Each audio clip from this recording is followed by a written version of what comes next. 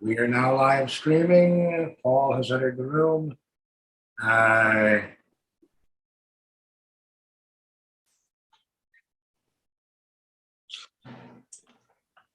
Well, welcome to our second Black celebrity. We had Lloyd last week, and today we're going to be discussing Whoopi Goldberg. Is she a race realist? Is she a historical revisionist? What does she think about man's inhumanity to man? Greetings, gentlemen. It's February the 4th. Speaking of Black celebrities, did y'all know that today is Rosa Parks' birthday? I bet you didn't. Didn't know that, but I believe this month is designated as Black History Month. Yeah, it is. Is it in Canada too? Oh, yes. The biggest talk radio show in Toronto, a talk radio station, has announced that every day in the month of February, they will have a positive story about Blacks' contributions to Canada.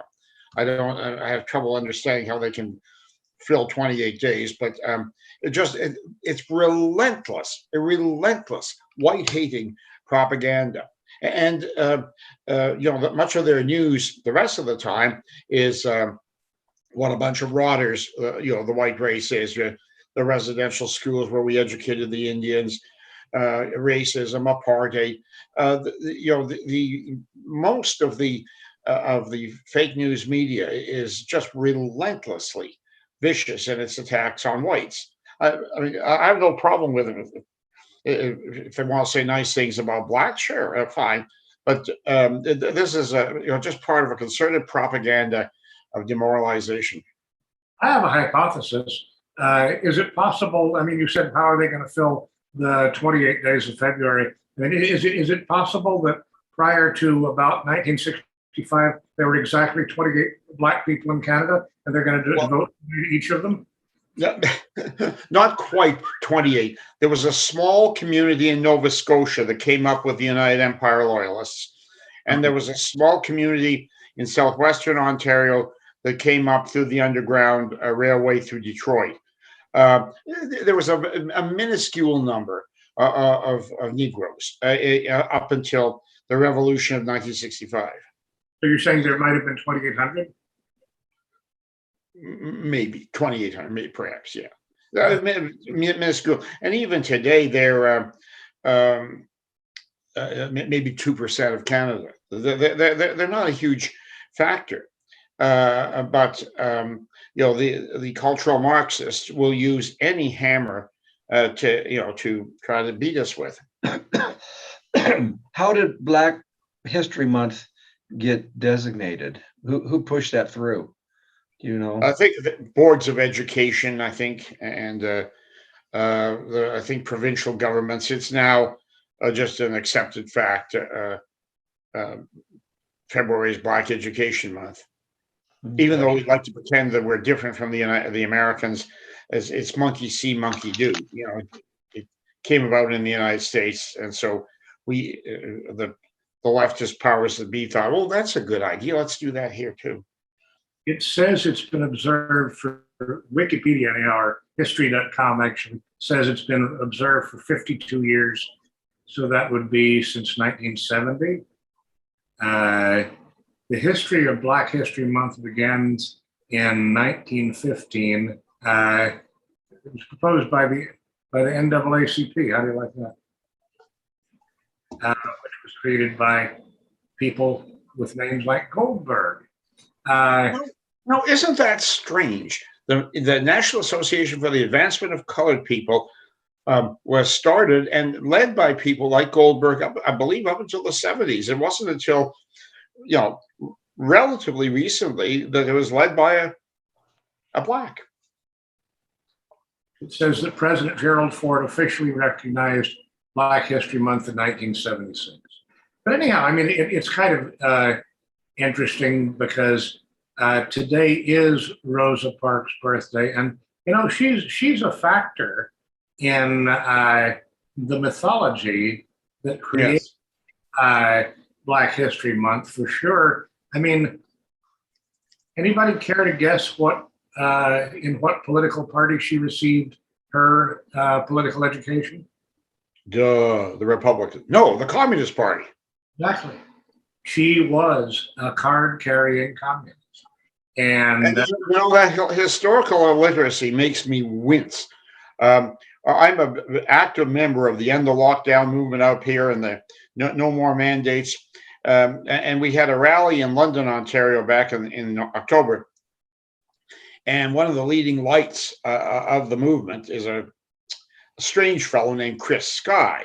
He's very dramatic and has caused a lot of commotion.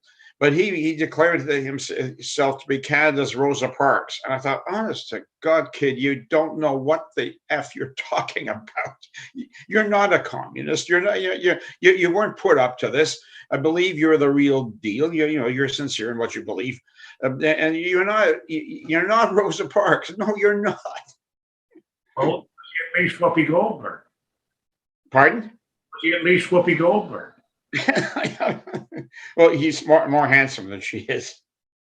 That ain't tough. But I looked her up though.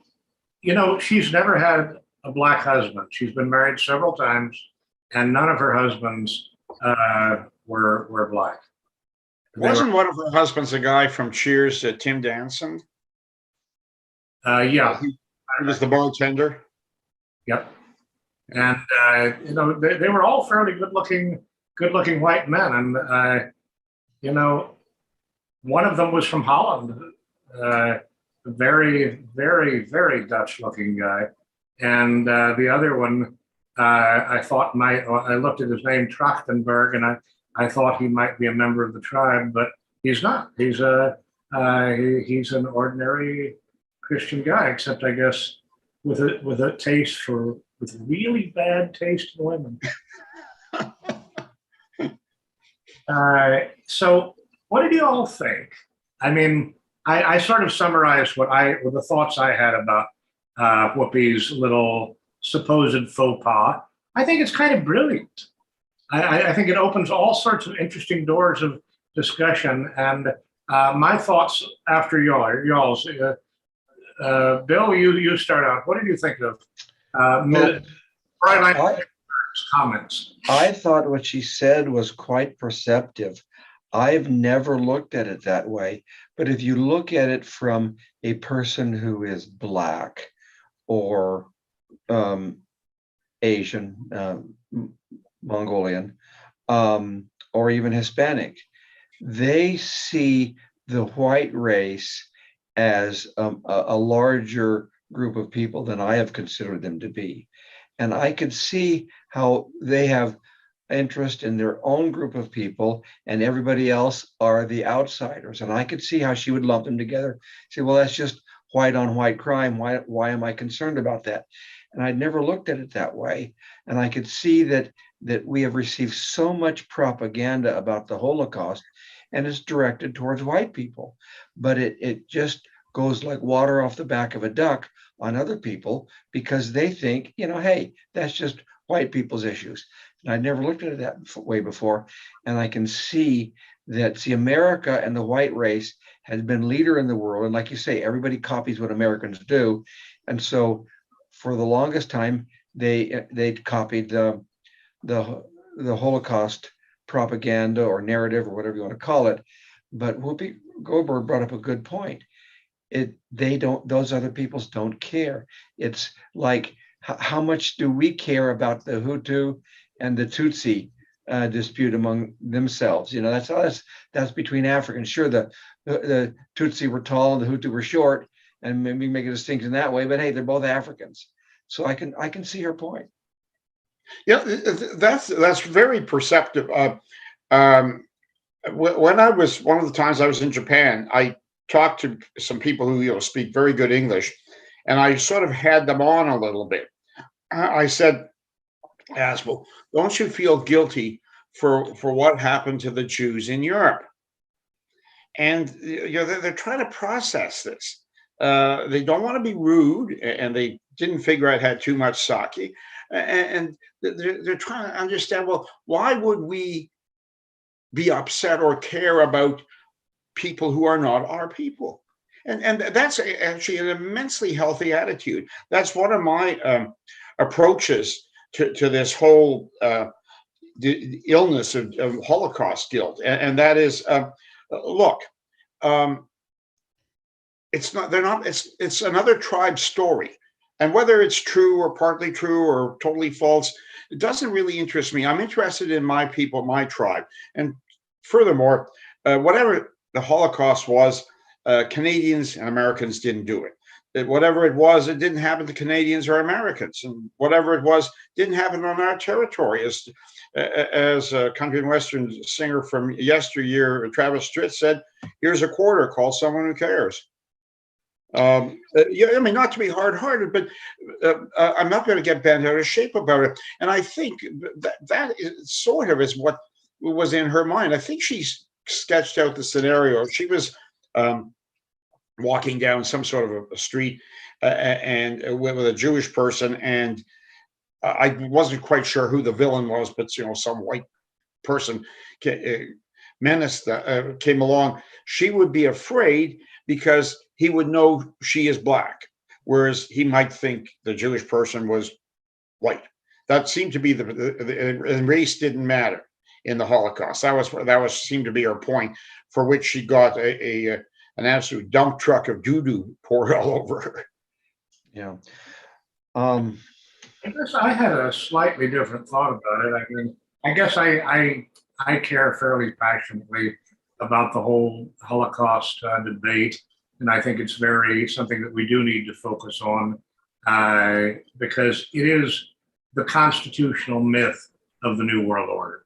Yes, yes, relates back to it, and so I don't see how we can possibly not think fairly seriously at all times about the Holocaust. And what I heard Whoopi saying was, I thought, perhaps not intentionally, but if taken seriously, it could be imagined to be fairly insightful. The Holocaust, for one thing, it's only about race if you really want it to be. If it's no matter what its degree, no matter how many people died, it was the ultimate result of some mass arrests that took place in the 1930s through early 40s, and combining those mass arrests with Germany basically losing control over its own food supply and its own infrastructure. Now, if they helped a lot of people die, the logistic issues are very interesting. If they were actually seeking to exterminate 6 million people, I mean, we all know the arguments from the IHR and Kodo and every other group, and this is not the place to discuss them. But the simple truth is, if you listen to what Whoopi said, it was not about race. In the beginning, it was about the consolidation of power after January 1933, where communists were going to be arrested. A lot of socialists were going to be arrested. A lot of trade union agitators who opposed economic reform, and a lot of bankers who opposed economic reform were going to be arrested. But you know what? The interesting thing is, there was no program to arrest all Jews for the first 10 years. And there's a movie. I mean, I don't know exactly that anybody has looked at this quite right, but all Jews in Germany were never arrested. That's right. There's a movie produced in Hollywood called, I believe, The Woman in Gold. It's about a Klimt painting that was owned by a Jewish family in Vienna. And one of the sort of throwaway comments about this movie is that the painting was confiscated in Austria because apparently one of the owners had willed it to Austria, and the family wasn't delivering it because they didn't agree with Nazi policy. But the family remained in their house throughout the war, the Jewish family. And, you know, wow, they did in Vienna, in the town where Hitler was denied admission to the Art Institute, and supposedly hated all the Jews in the Art Institute for not admitting him. Wow, that's really interesting. They were rich, okay, and they were not pro-government, but they were allowed to live there. That's a big gap in the story, and so I mean, I feel like in a way, if anybody's the reason the, dare I say, Zionist left is so upset about Whoopi's comments is, taken literally, we might think it's true. It was not about race. It was about a mass arrest of communists and other opponents of the government. And the massive death was a result of extremely effective RAF bombing.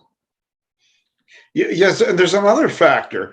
This did not. You're talking about the arrests of opponents of the National Socialist regime from 33 on, but it was only after 41 that there were large numbers moved to these work camps, partly because they needed workers, and partly because they were seen as an extremely unreliable, to be kind, element. Well, we did the same thing. We interned the entire Japanese population on the Canada's west coast, moved them inland, confiscated their property, some of which was never returned.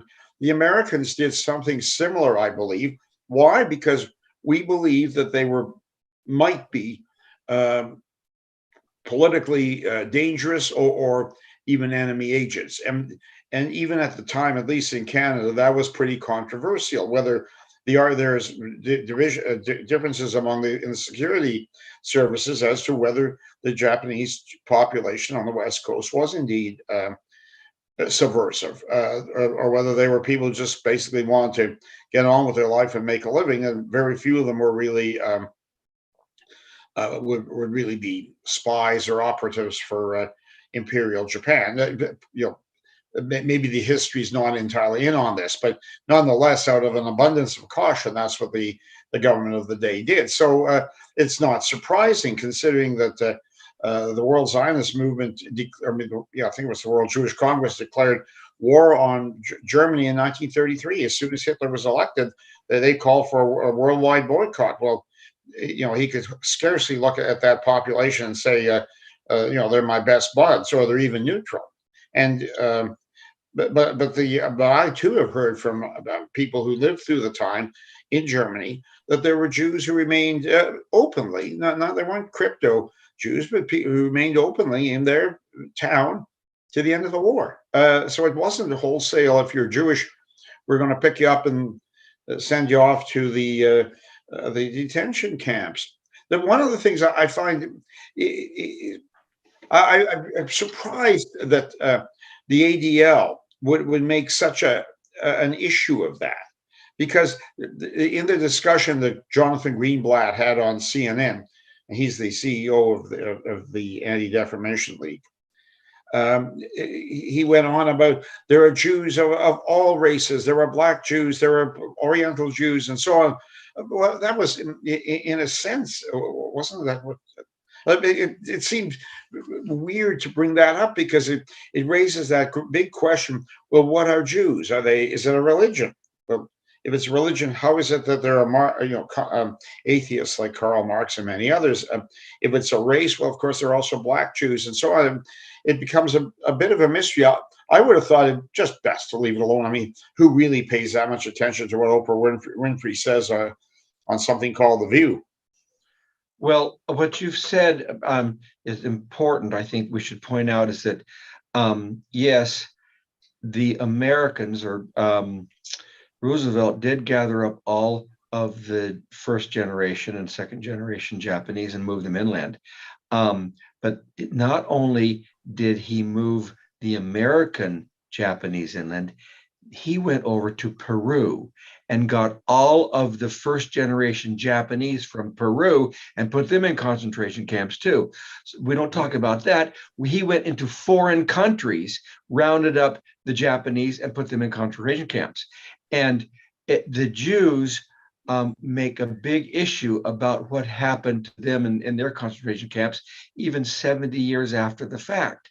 But if you take a look at what happened in the Japanese concentration camps in America, if you go to Manzanar, there's just it's a little dot on the map with a little museum and a little store to buy souvenirs that is just as humble as can be and not a big issue. But everywhere in America, there are museums of tolerance, there's discussion. They won't let the Holocaust die out. And so I think that is more of a reflection on the type of people that the Jews are, as opposed to the type of people that the Japanese are. And one thing that you said that struck a chord with me is you said that, well, what happened in Germany didn't happen, it wasn't the Canadians that did that, or it wasn't the Americans that did that, it was the Germans. But I've noticed that in my own mindset, I look at the Germans as my people because I'm Anglo-Saxon and we're Germanic, and the Scandinavians are Germanic, and the Dutch that married Whoopi Goldberg are Germanic, and to a lesser extent the Celts. I look at them as my people. So the attack on the Germans are attack on my people, and that's the attitude that I have. But it's kind of an unusual attitude. I think I was in an airplane coming back from Europe. I was asked to speak, I think, in Belgium. And I sat next to a young, handsome German guy. And he asked me, well, oh, what were you doing in Germany? I said, oh, I was speaking at a white nationalist conference. And he blushed, and he says, oh, how can you do that? You know, and why does it matter that all these people are coming from other countries? It's a good thing, you know. And explain it to me. And I said, I don't have to explain anything to you, but I did think, and maybe it was, maybe I said this in the shower afterwards instead of it to him directly. It kind of blends in together. But I thought, I says, his ancestors, his grandparents sacrificed more than any other people that have ever lived in the history of the world, because not only did they fight to maintain Germany as a German state and make Germany progress, but they not only died and for that, but 2 generations later, they are vilified and hated by their own people. Never has there been that history happen to anybody in the world where they are so vilified by their grandchildren. They sacrificed more than anyone else did. And the Jews will not let us forget that. But it's more in part of their personality, I think, because and the Jews historically have only been the only people that have lived in white countries, except for maybe the gypsies.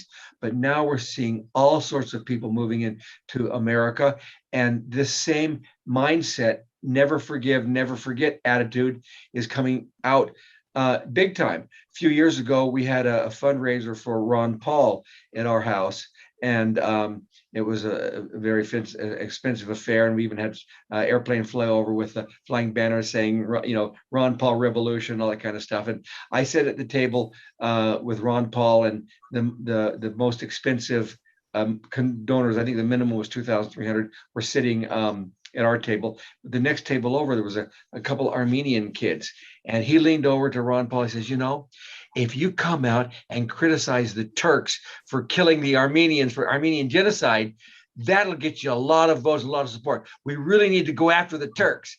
And Ron Paul is thinking, I don't need this stuff. He says, no, I'm not going to do that. And this Armenian was persistent. You've got to do that. You got to put it, because it was so evil what the Turks did to us. And I thought back, here these people are coming into America and they're bringing their own disputes to us, to our attention, when we should be concerned about our own people. And one other story: when I was at Harvard Law School, I said in a discussion between Japan and talking about Japan, and one Korean was studying at Harvard. He got up and he started ragging on the Japanese, all that the bad Japanese did to the Koreans all the time. And I thought, The Koreans come here and they rag on the Japanese. The Armenians come here, they rag on the Turks. The Jews here, they rag on the white people.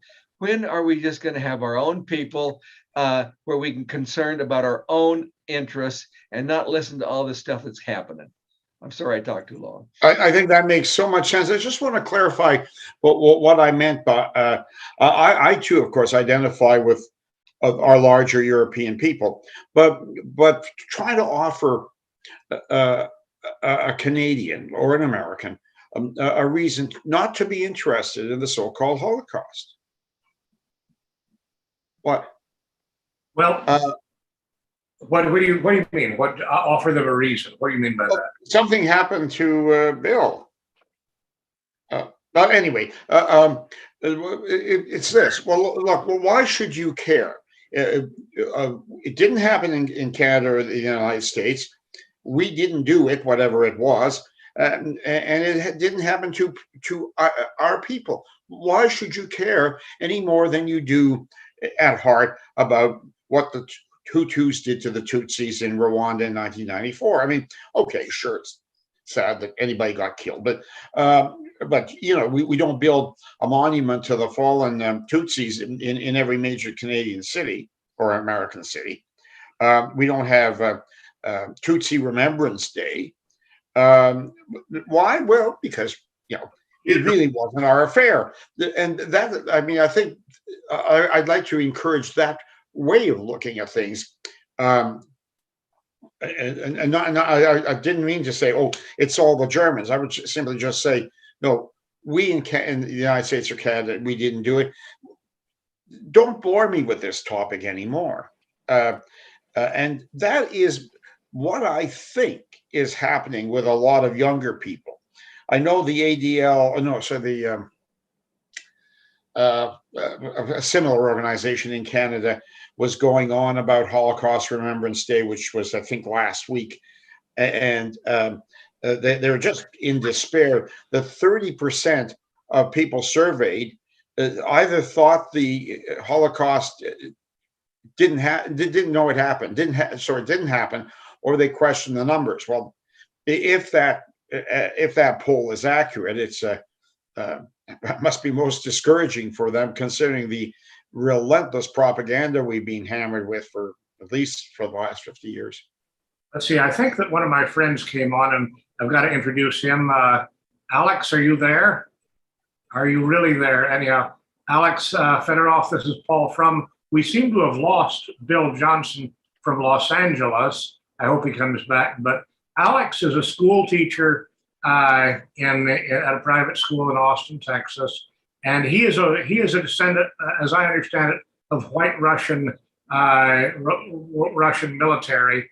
His family left Russia right after the revolution, resettled in what's now Czechoslovakia.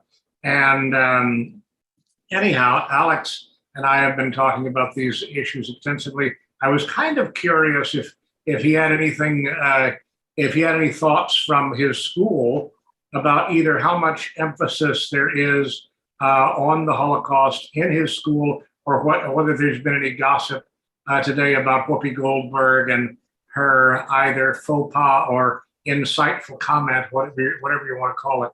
Alex, welcome. It's good to see you. I've been trying to get you on these podcasts for quite a while.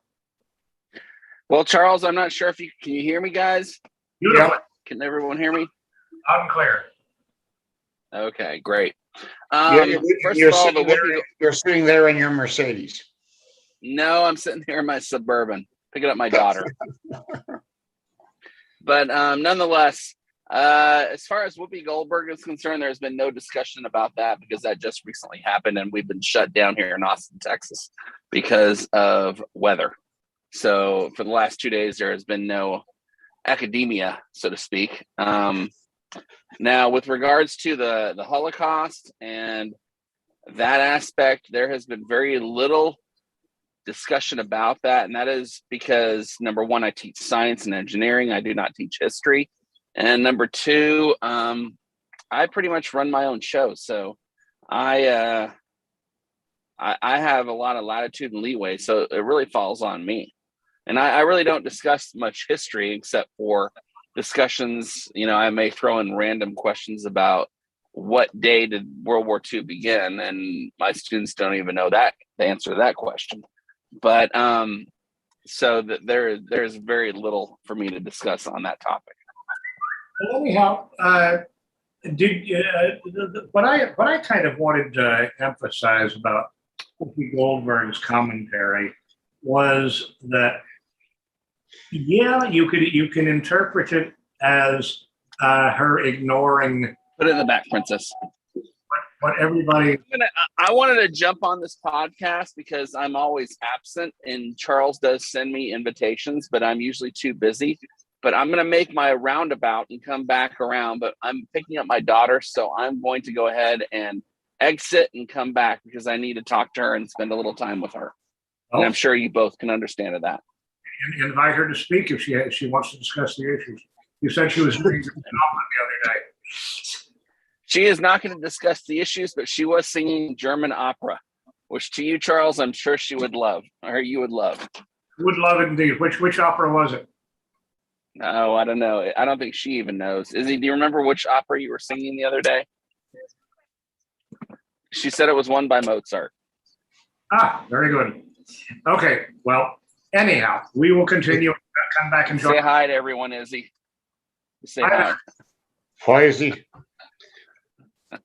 Anyhow. Well, she can't hear you, but nonetheless, I am going to exit this cast so I can spend some time to talk with her.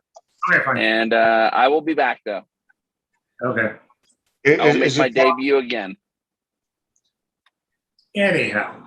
Is it possible the opera was Roll Over Beethoven? All right. I will see you guys soon. Sorry, my apologies for having to leave. No problem.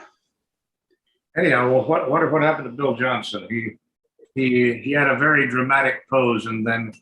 Yes, I was wondering what that meant. I thought maybe I'm off center. I've fallen off my chair or something, but whatever it was, I wasn't quite sure what he was pointing to, but he seems to have disappeared. Yes, he knows how to get back if he wants to be, I guess. Okay. Yeah. What? I mean, I guess I just want to see if we can focus on this for a minute. Is it possible to capitalize on Whoopi's statement and to make the discussion of the Holocaust, to improve it, to make it better?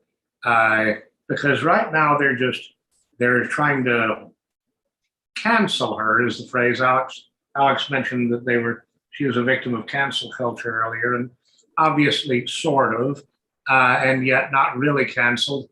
It's more like 2 week suspension. I've already been more than 2 weeks suspended on Facebook, and I'm, as you know, I'm considering a lawsuit against them. I've been tracking their agent services.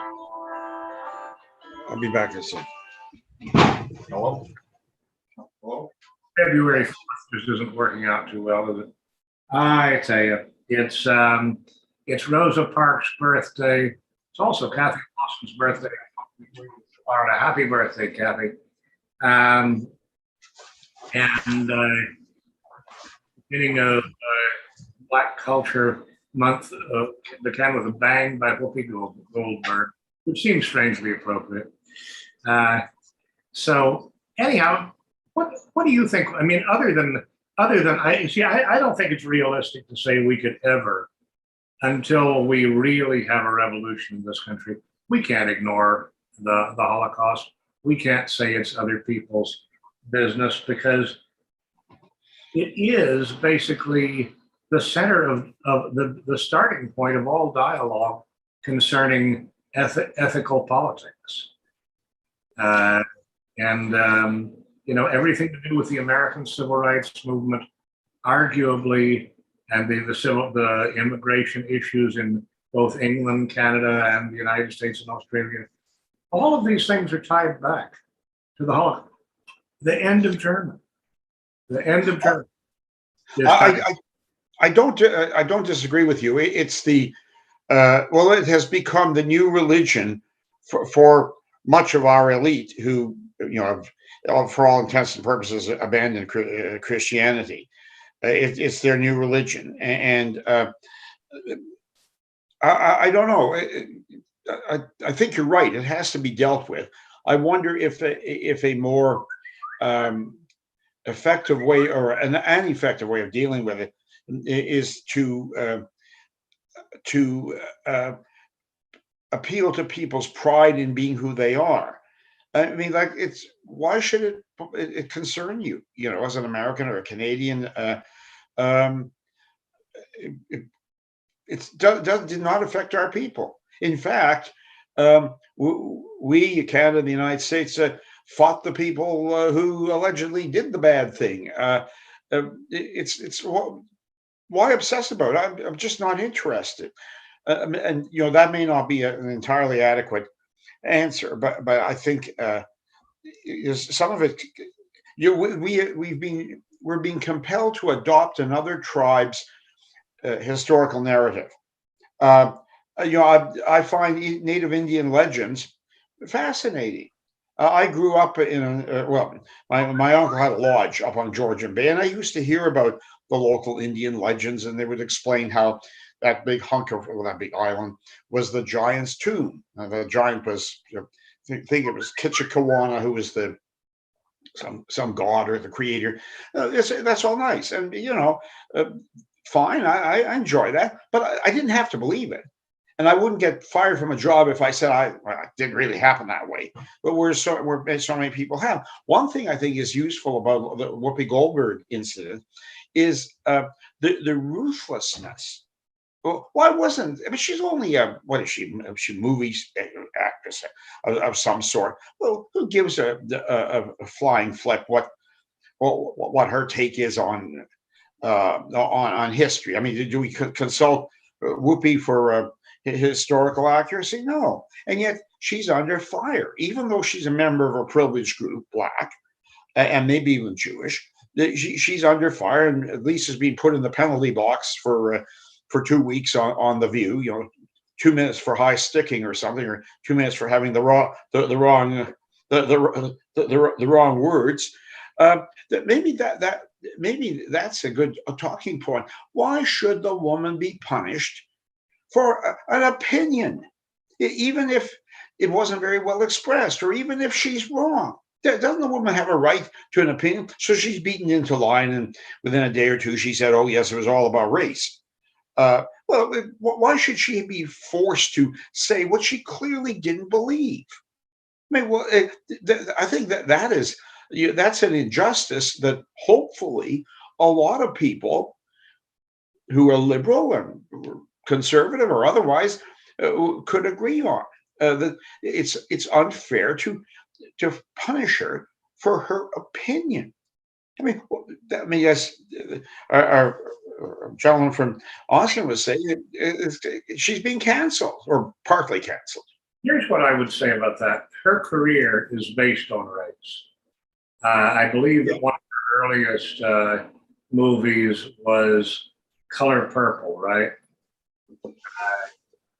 I'm not confusing her with anybody else, am I? I'm not sure. You just check that. I believe that The Color Purple was her movie, and that was a study of the status of Black people in the Old South. And let's just see. It's obviously Whoopi Goldberg played this is 1985. This is close to the beginning of her career. It was a Steven Spielberg movie, an epic tale spanning 40 years in the life of Sally, Whoopi Goldberg, an African-American woman living in the South who survives incredible abuse and bigotry after Sally's abusive father marries her off to an equally debasing Mr. Albert Johnson. And I believe this is Whoopi's actual name. I think her original name was Johnson, if I'm not mistaken. It's kind of funny. Danny Glover, things go from bad to worse, leaving Sally to find companionship anywhere she can. She perseveres, holding on to her dream of being reunited with her sister in Africa. Reunited with her sister in Africa, based on the novel by Alex Walker. She wanted, she was, this is part of an NAACP Image Award for Outstanding Motion Picture. I like that. Isn't that amazing? It's arguably a Back to Africa movie. So a good old boo-hoo-hoo movie with another victim, and she plays the victim, who overcomes in the end. It's just about enough to make you want to throw your arms up and start chanting, "We shall overcome." Her name is Karen Elaine Johnson. So in essence, she was playing herself. Yeah. This is kind of interesting.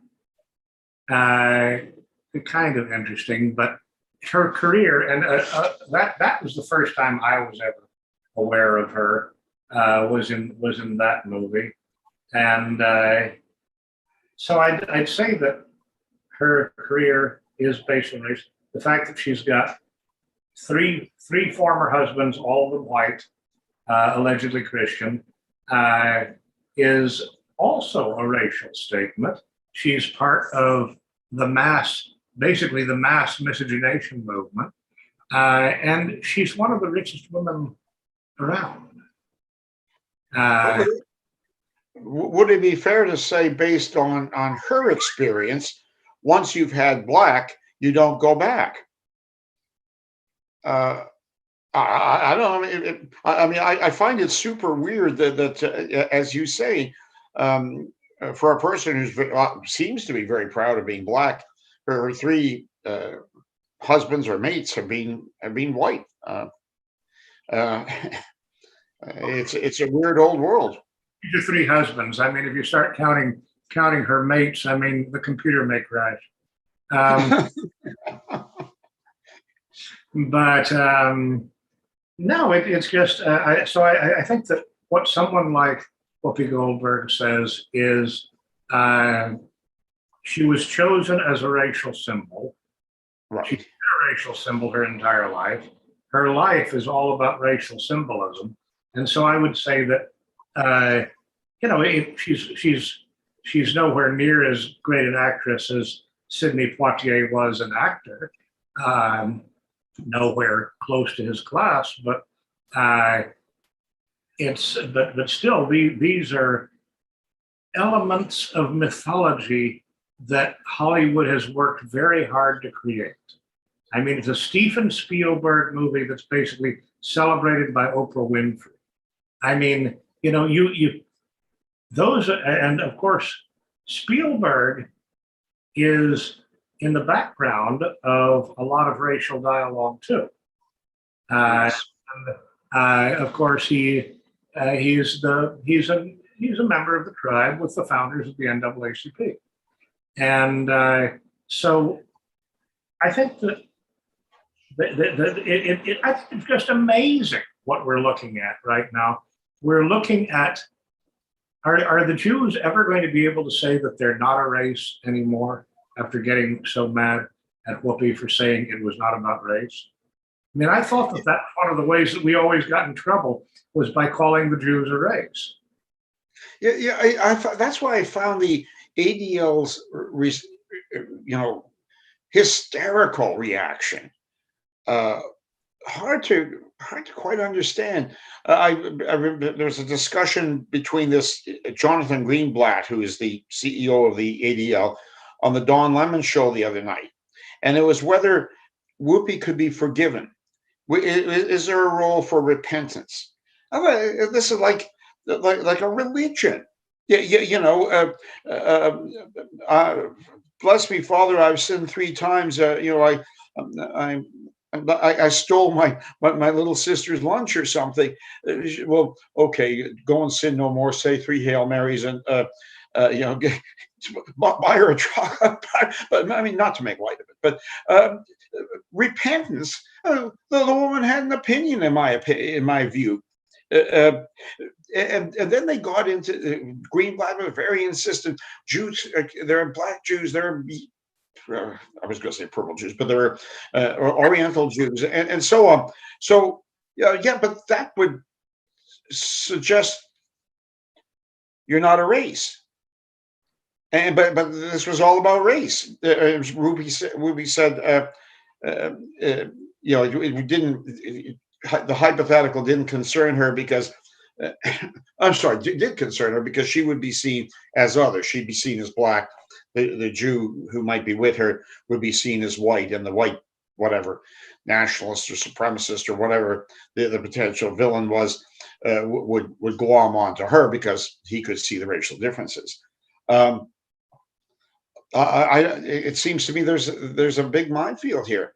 If they're not a race, and Greenblatt seemed to be saying that, and they're not a religion because they're atheistic Jews. Well, what would be the body of religious knowledge, religious belief that would allow an atheist to be part of the religion? Well, then what are they? I don't propose. I'm not sure I have a complete answer, but I would have thought they just leave it alone. Who cares what she says?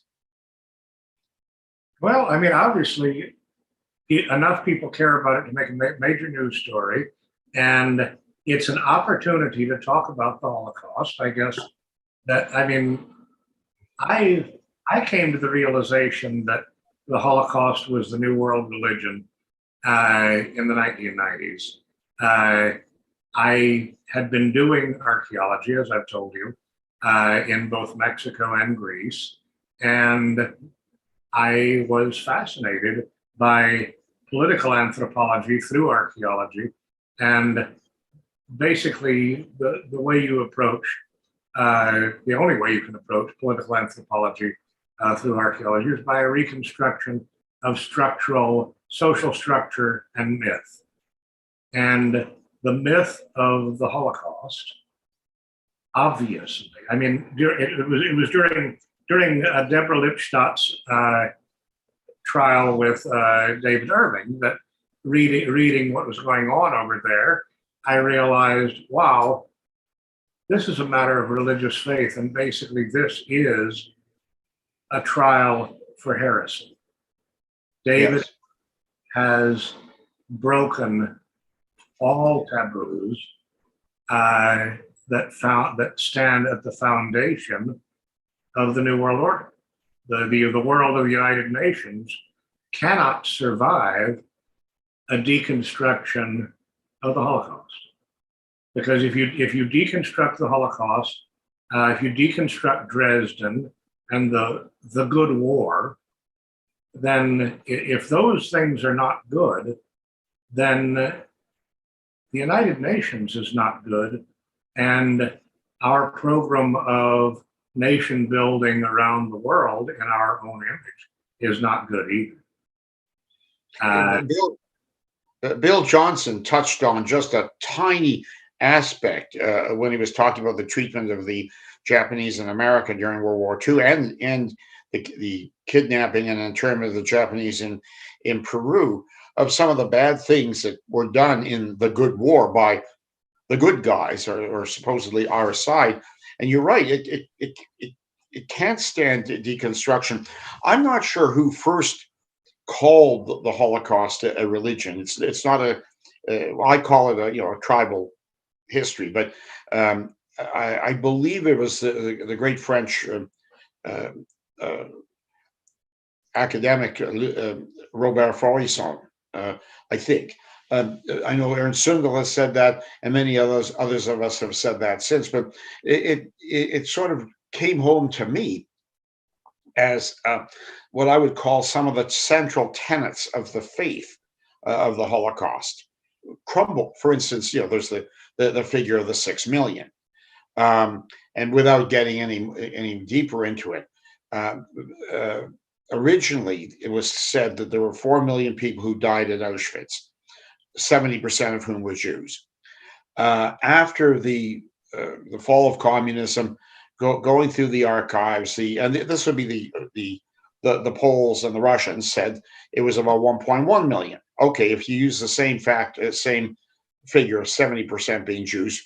From about 2.4 million, you come down to about 700,000 and change who supposedly died at Auschwitz. Well, wouldn't the difference between 2.4 and 700,000 come off the 6 million figure? But it never does.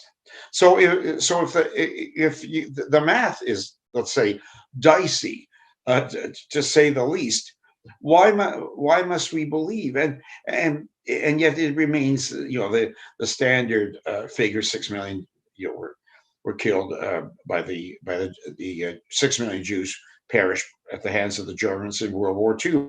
And that's when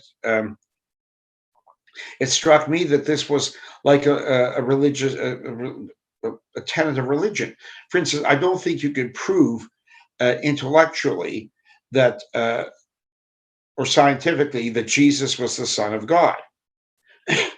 And people who will try to say that, will convince you that, will say the Bible says.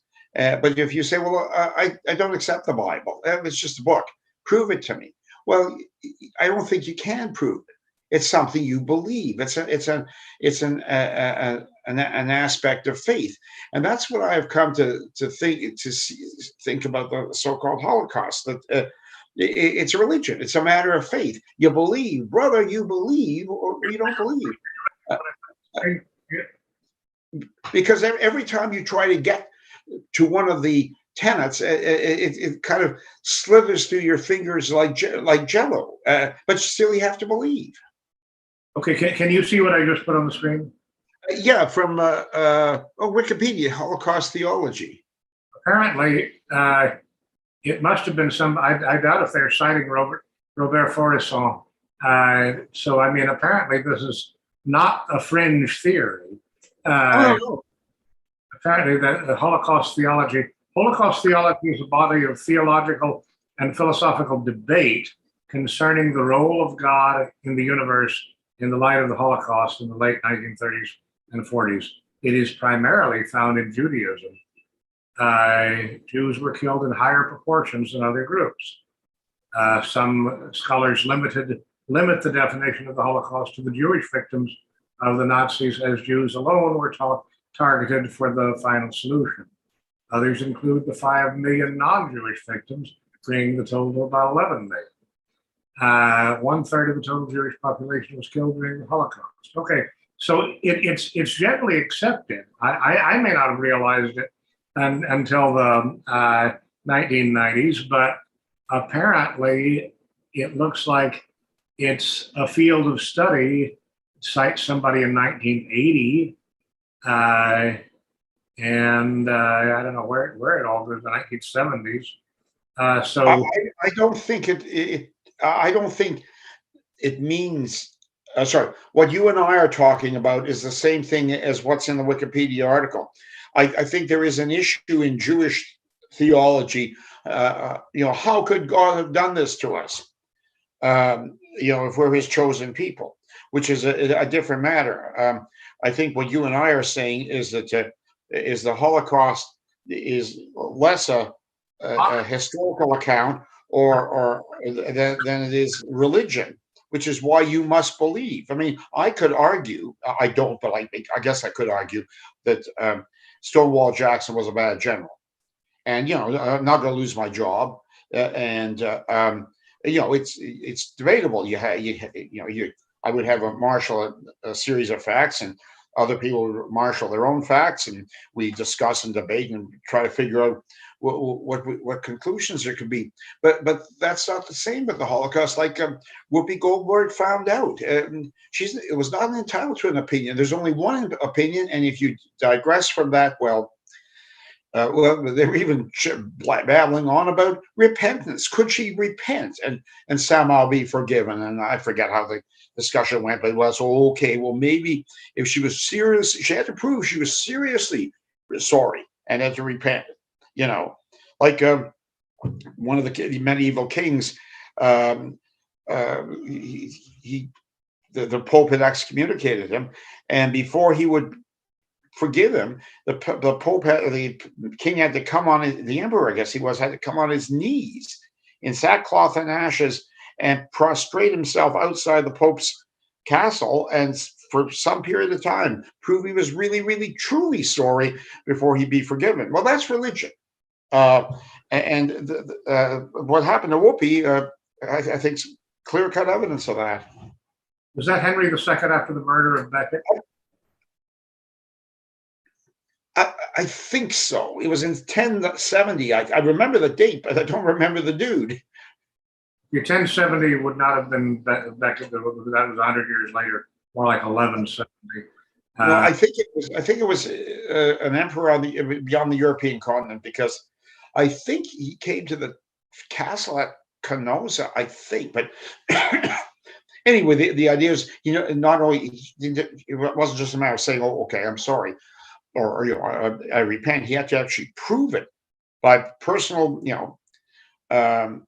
humiliation that he was sorry, which is, I guess, Whoopi wasn't enough for her to say, sorry, I've got it wrong, and retract her words. Which I've always find outrageous. If you said something and you hadn't thought it through, okay, fine. You say, well, look, I take it back. I got it wrong. Like you just said it was Charles. It was Henry II. Well, okay, you thought again. You thought again, and you got it wrong. Fair enough. But if you express one of your sincere beliefs, but then you're compelled to say, no, I don't believe it. Well, that's horrible. Apparently, it was Henry IV you were thinking about. I don't know that story so well as Henry II and Becket, but he was Henry IV of Germany was excommunicated 4 times apparently, 3 by Pope thrice by Pope Gregory and once by Pope Urban. So that's amazing. Okay, I didn't know that story. Well, they lived in a more forgiving time than we do. I don't think Whoopi would be allowed a second misstatement. That emperor got excommunicated, which would be fairly serious infraction, 4 times and got forgiven. I think Whoopi will have only one life. She's a Catholic, one life. She better keep the comedy from now on. So what do we do with this fact that it's such a serious sin? I mean, there's a thought that I had about, I wish Bill Johnson would come back, because there was a thought I had about the Japanese in California, and I think it's one of the great ironies of the civil rights law in the United States. Do you happen to know who was in charge of the relocation of the Japanese in California, which is where the biggest Japanese population was? Would it be Earl Warren? Yes, you knew it exactly right. Okay, yes, yeah, the great liberal. I remember when I was at John Bircher, that the Birch Society wanted to impeach Earl Warren, and he was the great liberal. Isn't it ironic? It's incredibly ironic because he's also the only Supreme Court justice that I'm aware of who ever gave a speech on the fundamentally Christian nature of the United States.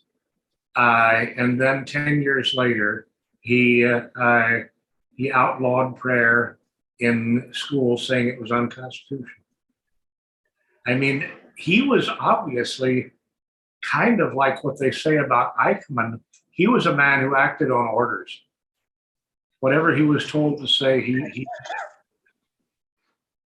Which raises the interesting question: who is giving orders to Earl Warren? Well, it was somebody who first wanted to make the Japanese suffer, and then who wanted to make the white Americans suffer. And Earl Warren was not desperately concerned about making people suffer, which it kind of goes back to Whoopi's comment too. I mean, she said it's about that the Holocaust was about human suffering, man's inhumanity to man. And I guess that's possibly the one topic that everybody would agree on, right? Including David Irving and the Holocaust deniers who say that to the degree there was mass death in the concentration camps, it was due to typhus, which was due to RAF bomb. No, I don't mean to be fractious or disputatious, but I would argue there are no Holocaust deniers. That's a term of abuse. Just because you're a Southerner, I would not be fair to call you a Bubba. It's a term of abuse. I don't know of anybody who's a critic of the religion who denies that any Jews died in World War II or at the hands of the National Socialists. But that's what people hear. When people hear he's a Holocaust denier, what they think there is, he says that no Jews were killed, which of course would be absurd. Obviously, they were killed. So therefore, he is either an idiot or he's evil. He's badly motivated. Why would he say no Jews were killed? That's why I absolutely reject that term. I'm not a Holocaust denier. I'm a skeptic. And besides, I think it's somebody else's religion. It's not mine. And I will not, I won't say Allahu Akbar because I'm not a Muslim. And similarly, I'm not going to pay tribute to the religion of the Holocaust. Anyway, that's my rant. That's okay. I've just come to the conclusion that the more we deny things like that, the stronger they get. And if we adopt them and make them into a joke, I mean, I don't know if you remember a couple of years ago, I think you were on this podcast where I said that we need to make racism great again. It's a great thought. And I mean, the way I first came to this was when Greg Abbott, now governor, he was then Attorney General of Texas, he called me a paper terrorist, and sometimes he called me a domestic terrorist. And I said, okay, I guess that means he's scared of me. That's kind of a compliment, isn't it? I certainly didn't set out to terrorize the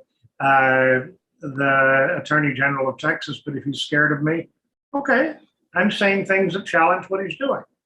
So that makes sense. And, looking back, I think David Irving made a terrible mistake filing that lawsuit, claiming that it was defamation to call him a Holocaust denier. That he basically gave them a noose to put around his neck.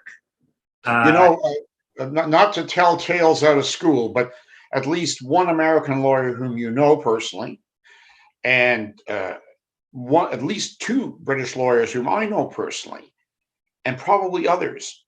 And I don't know if Bill Johnson was in on this or not, but begged Irving, urged Irving not to sue. I understand the temptation.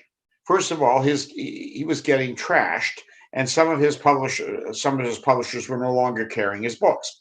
I understand that. I also understand the seduction of British libel law. In the United States, it's very, very hard to successfully sue somebody for libel or slander because fair comment is very, very broad in the States. In Canada, it's quite a bit easier, but in Britain, it's extremely easy to sue somebody successfully. So he thought, Holocaust denier, it's certainly defamatory. Yes, it is. But it's a squishy term. And he was warned, look, the British judiciary is not independent. The British judiciary is very subservient to the interests of a particular group. And we're not talking about the inhabitants of Greenland. And the fact is, if it was a matter of fact, you'd win. Like if Deborah Lipstadt had said David Irving, hypothetically, was a convicted child molester. which it's not true. Okay, fine. He would win and he'd get damages. But this is a squishy thing, Holocaust denier. Well, did he challenge part of the mainstream narrative on the events of World War II? Yes, et cetera, et cetera. And of course, the judge wasn't going to give that call to him. And you know, the rest is unfortunately history. He lost massively. He lost a lot of reputation in certain circles, and he lost a bucket load of money. The judge awarded, I think, a cost of over £1 million, which I think it'd be about 1.4 million American dollars, but a sizable amount of money. Oh yeah, I mean, you say that the British libel law is seductive. Everything I know about it, it's just a trap. I mean, the story of Oscar Wilde, basically his downfall was a British libel suit. Long before I ever heard the phrase Holocaust denial, there was a movie, I don't know if you've ever seen it, called QB7. Vaguely, yeah. QB7, a fictitious, it was basically one of the earliest quote unquote Holocaust movies, I guess, ever made. It's a British story of a German doctor named Adam Kellno. I think it's completely fictitious, but meant to reflect some kind of reality. And it made a huge impression on me at a very young age. Adam Kellno sued because someone had published a book saying that he had castrated Jews in the concentration camps. You know, that's one of those things that isn't very well documented anywhere, but it's one of the things that suggests that the Holocaust was about race. You know, you don't necessarily castrate communists or illegal trade unionists or even usurers, but if you want to end someone's bloodline, you would castrate them. And so and I think this is a 1960s movie, actually, but anyhow, in that movie, at least, shows how old it was. They awarded him 1 farthing in damages. They don't even have farthings anymore. A farthing was a quarter of a penny. half of a halfpenny. Yeah, which it was almost insulting to award that. It was the bare minimum. I mean, I remember fearing that they were going to do something like that to Irving, but at least, you know, Adam Kellno, he didn't get stuck with the attorney's fees because he technically won. Even if he won 1 farthing, he wasn't going to be wiped out by it. But they did much worse to Irving. But still, I've never heard of anybody doing well in a British libel suit. And it's interesting, though, that it did come up in that very early quasi-Holocaust movie. And the movies have played this huge role in developing, as we discussed about a month ago when Sidney Poitier died, the movies have played a huge role in developing the whole concept of race in the United States, especially the Holocaust. You might say above all, the Holocaust. That's I guess that's part of what makes this explosion over Whoopi Goldberg so interesting. And I mean, it's been reflected. I mean, we're just joining a bandwagon here talking about it because everybody's been talking about it all week. And I think that in itself is a news story, that to diverge from the standard narrative, even in a way, well, especially in a way that might reveal some truths or get people talking, is a horrible thing. I mean, Have you watched any of the movies, really awful documentaries produced by the U.S. Holocaust Museum? Yeah, some of them. They're awful, and they're not analytical. They're not reflective. They aren't based on any sort of real analysis of facts. They're all like anecdotal collections of. You know that's an interesting criticism. I visited the Holocaust Museum in Washington D.C. once, and when I tell you the reason, you might disbelieve me, but I went there to buy books. They had a fellow by the name of Pseudo Platov. He was a former Russian, I'm not sure, general, but he was in charge. He had a lot to do with dirty tricks in World War II. For instance, they would dress up as in German uniforms, go into a Ukrainian village, and massacre three-quarters of the population, leaving enough people around to be able to denounce the horrible Germans who went and committed this atrocity. Anyway, the book was on. It was a big hardcover, and it was on very, very cheap. I'm not sure how I found out about it, but Ernst Zundel told me, and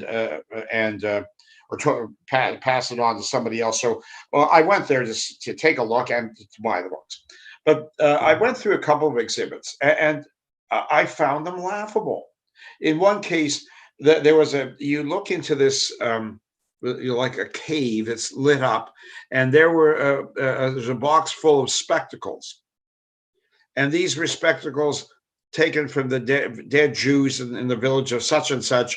And again, without being contentious about it, how do you know it was taken from them? And in the middle of wartime, who collects boxes of spectacles?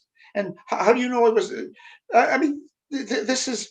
It reminded me of some of the smart-ass or critical, depending on your point of view, comments in the Middle Ages. That if you counted up all the relics of the true cross on which Jesus died, you'd have enough for a whole forest. In other words, many of the relics were, well, they weren't parts of the true cross. And I thought of that. That was going through my head. How do I know that? I mean, this is the most appalling shit. I mean, there's no other word for it. You know, I'm supposed to believe that, or on pain of horrible things happening to me. I have to say, oh yes, yeah. Well, I believe every single last one of those spectacles was taken off the body of a you know. I mean, it's amazing the nonsense that is put over on people, but it's largely through repetition. You know, as the maybe not so much in the States, but up here, the just insanity over COVID. But you know, you can hardly turn on the TV from day to day without the latest figures and doctors saying this and doctors saying that and the dangers and so on. People are in a state of near, well, some people are of hysteria, and I think that's the same thing with the Holocaust. So what do you suggest the bottom line on Whoopi is? I mean, I would like to see us sort of develop the idea that she spoke a partial truth, whether intentionally or not, that the Holocaust was possibly not about race. That could mean so many different things. It could mean, I mean, what I suggested in my invitation to you and Bill this afternoon was that, you know, it starts off with these mass arrests, which did not include all Jews by a long shot, and then it ended with the war and starvation, which was not limited to the concentration camps. So that's one way of looking at it. That it's actually that she actually, whether intentionally or not, said something very valuable. What else? I mean, could Could you agree with that at all? Yeah, I could agree with that. I also think Whoopi brought a healthy perspective to this, and that is uh, she she did not see herself as as being part of this, even though apparently she's Jewish. Or I saw an interview with her where she said, "Well, she's Jewish, but she doesn't practice and doesn't keep the holidays, whatever, sacred, or it doesn't observe them." Uh, but she saw herself mostly as black, and just didn't see it as her problem. If there was a badly motivated white person, and that's what I believe the scenario was, a white nationalist or white supremacist coming down the street, she would be the target, not the Jew beside her, because he would see her as the other, as black, and he would see the Jew as white, like him. That was what she was saying. Um, whether or not the scenario is even accurate, I don't know. But I thought it was at least healthy that Whoopi identifies as black. Well, that's good. We should be identifying proudly as who we are. I'm not a citizen of the world. I'm not a part of lumpen humanity. I'm a European.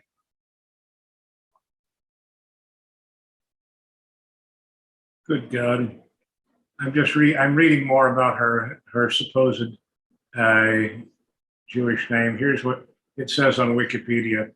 About her stage surname, she claimed in 2011, my mother did not name me Whoopi, but Goldberg is my name.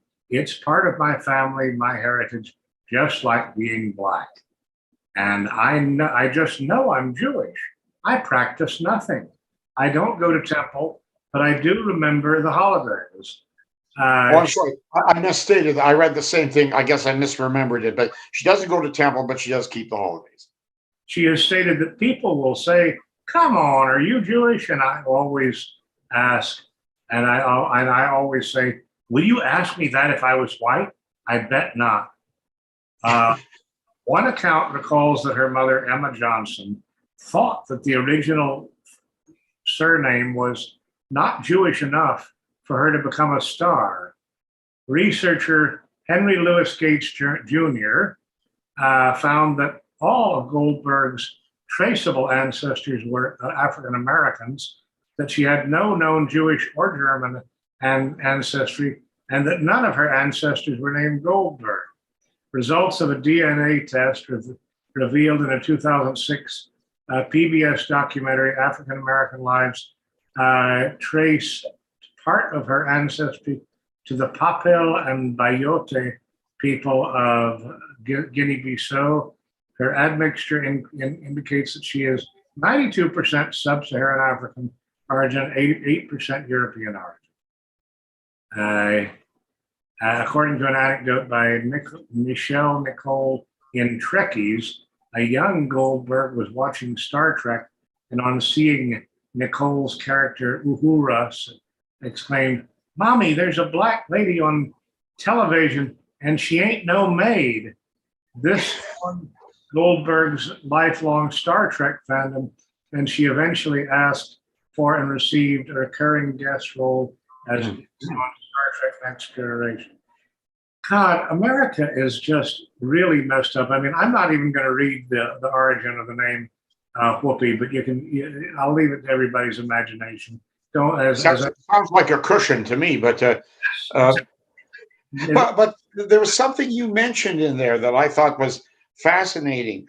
I guess Whoopi, from an early age or whatever her real name was, had movie ambitions or entertainment ambitions, and her mother thought her name wasn't Jew. Her last name of Johnston wasn't Jewish enough to make it. I find that insight by the mother most instructive. Sidney Poitier's name wasn't Jewish enough either, but he didn't really he didn't really restructure it. No. Yeah, but he had talent, and I mean, I'm no critic. I have no I've seen Whoopi Goldberg in a few things that I don't think she has much depth, but nonetheless. The flag on your wall has about as much depth as she's got. But at least that flag has meaning. Yeah, I was referring to the I don't know what Yeah. the depth from the depth above the wall. Yeah. No, yeah, I know what you meant, and you're quite right. Okay, I'm going to have to leave, but are we doing something tomorrow night? Yes, let's do it, and we'll see if we can raise Bill Johnson from whatever shocked him. That was the last we saw of him. So it will be 8 o'clock Eastern time tomorrow. 5 o'clock his time, 7 o'clock my time. Yes, that's the And plan. I have to leave right at 9 because I'm doing the political cesspool or part of it with James Edwards at Okay. 9. Okay, we'll see you tomorrow then. Okay, it was a great discussion. Good night.